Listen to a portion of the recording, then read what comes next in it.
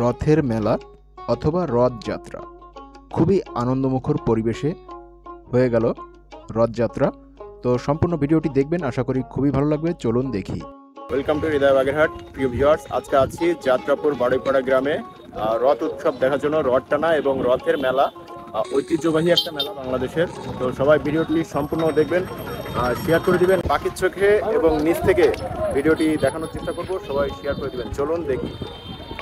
বাগেরহাট যাত্রাপুর এলাকায় এই রথের মেলাটি হয়। এটা মূলত যাত্রাপুর শ্রী জগন্নাথ মন্দিরকে কেন্দ্র করে অনুষ্ঠিত হয়। এই মন্দিরে প্রতি বছর আষাঢ় মাসে শ্রী জগন্নাথ দেব, বলরাম ও সুভদ্রার রথযাত্রা উপলক্ষে রথ টানা ও রথের মেলার আয়োজন করা হয়। এই রথ মেলা যাত্রাপুর অঞ্চলের সবচাইতে বড় হিন্দু ধর্মীয় উৎসবগুলোর মধ্যে একটি।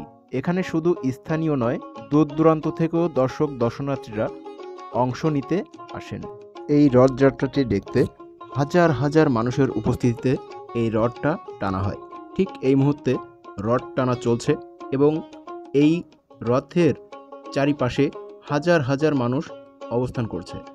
এটা 10 দিনব্যাপী একটি মেলা এবং এই যে রথটি টেনে বাইরে বের করা হলো, ঠিক 7 দিনের মাথায় আবার পিছন দিক থেকে টেনে রথটিকে আবার মন্দিরে ঢোকানো হবে।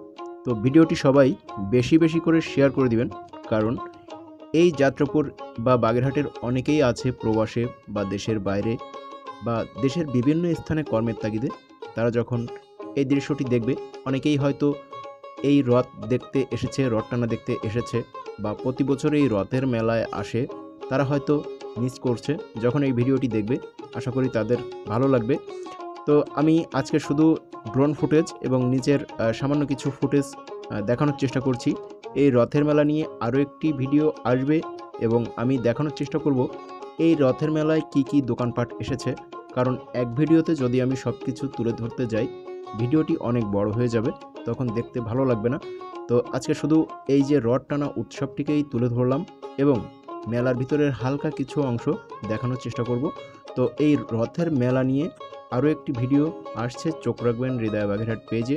এবং যারা নতুন দেখছেন, হৃদয় বাগেরহাট পেজটি ফলো দিয়ে সাথে থাকবেন।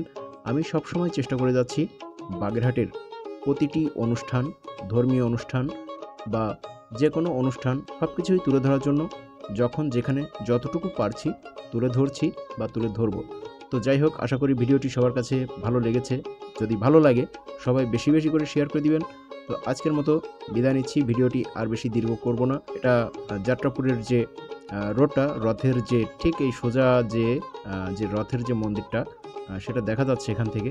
তো যাই হোক, ভিডিওটি আর দীর্ঘ করলাম না। সবাইকে অনেক অনেক ধন্যবাদ হৃদয় বাগেরহাটের সাথে থাকার জন্য। আল্লাহ হাফেজ, সবাই ভালো থাকবেন, সুস্থ থাকবেন, ধন্যবাদ।